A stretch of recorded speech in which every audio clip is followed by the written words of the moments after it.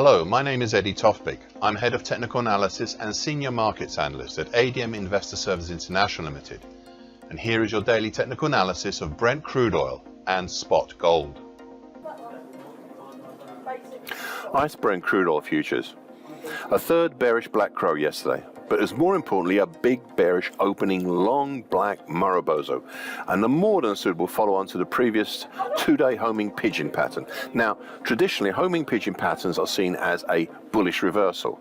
However, the data indicates that close to 6 out of 10 times it is a bearish continuation pattern.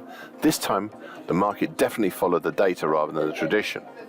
All this comes after last week's bearish stick sandwich pattern. Prices significantly closed for a first time below the following: the October low at 83.44, the middle tie currently 84.19 of the late September to late October bearish shift pitchfork. Then importantly below the flatlining long moving average currently 82.54, and finally the interesting 61.8% Fibonacci line with the big 2014 to 2016 move at 81.86. Prices didn't proceed much lower than that, I suspect out of exhaustion more than anything else. This big move lower highlights something I have recently been musing on. Though the middle gap here had been filled in last week, I would still, perhaps, consider looking at the action since the peak of September to date as a possible 3-gap move lower, with an initial breakaway gap in late September, then a continuation gap at the end of October, and now the possibility of an exhaustion gap below in the offing, potentially somewhere in the 78 even area. Now this looked remote as an idea when I first put it forward, except when you consider yesterday's actions. I have said recently, and I quote, "Please note that such an idea will have to overcome some pretty heavy duty supports below," end of quote. Well, yesterday was the first step in doing exactly that.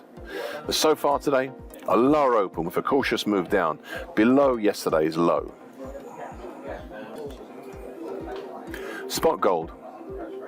A second bearish black crow yesterday and a follow-on to the previous session's bearish open and close black Morobozo. I've also called the session a possible hammer pattern, though it is at the bigger end of the scale for that. Otherwise I'd have to call it a bearish opening black Morobozo, and I personally think it is a little too short for that. The market punched down below the November 2020 high at 1965 and the 2021 high at 1959, but failed to close below either. Overhead we have seemingly significant recent top of the support at the September 2020 high at 1992. Now I'd like now to point out a significant potential pattern in the making. Further down we have the important supports of the rising long moving average currently at 1934, the medium moving average currently 1927, and the short medium moving average currently 1923. They are good supports, doubly so as they are close together, but they may also be set up to form a possible bow tie formation of the moving averages. Now this is no way a done deal, not yet, but they are in the right order and they are closing in on each other. Overall, I'll continue to look at the action since about August as a diving board pattern. This pattern is intrinsically, or inherently if you like, bullish, and such a pattern as seen here, especially after the monthly key reversal up in October, ought to point to higher prices, which is surprising given how much the market has hesitated at current levels. So far today, another attempt lower, and we're now down below the March 2020 high and towards the 2021 high. Thank you for listening. This short version broadcast gives essential market patterns and consequences. Please be aware of the risk disclaimer posted both at the front and the back of this broadcast. Copyright is Eddie Tofpik and ADM Investor Services International Limited. And here comes the final important bit.